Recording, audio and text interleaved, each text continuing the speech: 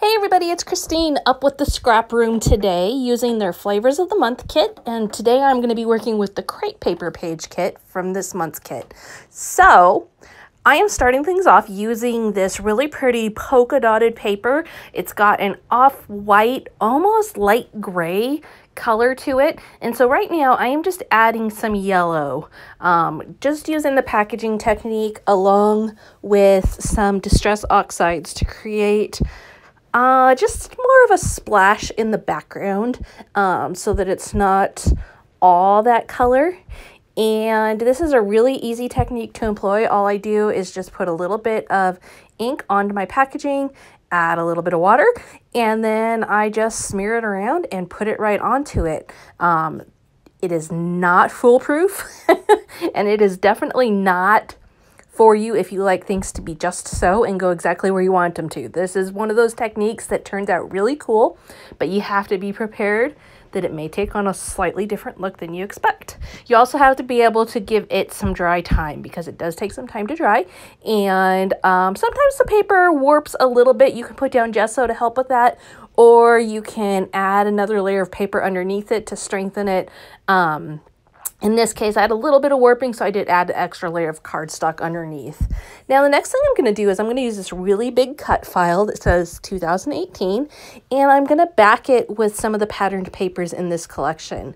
I really liked a lot of the patterns in this, and so when it came down to deciding, I decided that I would go with a cut file so that I could include a little bit more than I would have been able to otherwise. I am going to pop all of the 2018 up using some crafty foam tape from Scrapbook Adhesives by 3L. And I am, as you can see right here, this is where I'm securing the paper onto an additional sheet of cardstock just to smooth it out and strengthen it a little bit, just because that water does weaken it some. Like I said, you know, it's not necessarily a foolproof technique, but it's a really cool one, and you just figure out ways to make it work if it's something you like to do and enjoy. So carrying on, you can see I've secured on the 2018, and you can see that's really a giant focal point within my layout. The next thing I'm going to do is bring in my 3 pictures, and you can see how nicely the colors coordinate with this. I've got on the pink shirt, my son's got on a blue shirt, and that is why I wanted to include specifically those 2 patterned papers, because I knew they would go well with the pictures. Now, the pictures are varying in size, so I'm going to stagger them, and I'm going to also pop those up. So right now what I'm trying to do is create a cluster with my pictures, and then I'm going to get them all hooked together and put them all on as one unit. This is a technique that I've seen done quite a bit, especially with people who do multi-photo layouts, and it's one that I've been employing more lately just because a lot of times there's some overlap when you want to add on multiple photos. And so this is a good way to make sure that the overlap stays the way you want it to and get it on there well. Once again, I'm securing it with some crafty foam tape. I love crafty foam tape for big and long pieces that I want to pop up rather than have to pull all the little individual squares or circles off. Just speeds things up quite a bit. Now comes the fun part of embellishing, and as you can see, I've already got a lot going on this layout, so I'm not going to need to do a whole lot more. I do want to add the word epic on there because this is pictures. These pictures are from what my son and I call our epic bike ride that we do each year, where we try and go a really long, crazy distance and just have a fun day together. So I need epic to be on there somewhere, but not quite sure exactly where that's going to fit. The next thing I'm going to incorporate is just some circles from the patterned paper. Now, I think these are meant to resemble flowers. However, to me, they also kind of look like bike wheels. And so I felt like I could make them really roll on this layout. I thought they would work really well for a biking layout. And, you know, we're outdoors, of course, too, so the flower part does definitely work. But what I'm doing is I'm just going around and cutting them out, and then I'm trimming along the spokes, if you will, in several parts so that they add a little bit of dimension to the whole thing.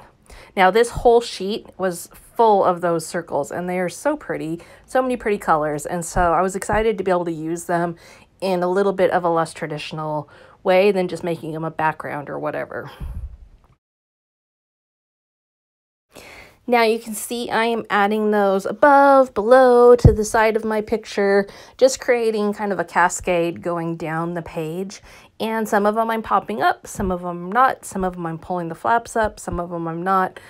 Just creating a lot of texture and dimension on that side of the page, as well as bringing those colors over from the left side of the layout onto the right side.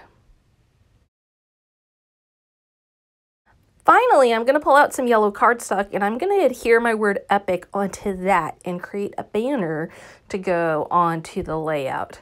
I'm not going to use any special measuring tools or anything like that. I'm just going to get it on there and then I'm going to just trim the banner myself.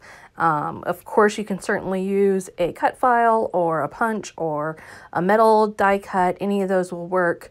I didn't have any that would work. They were all too small for my situation, so I just did it myself.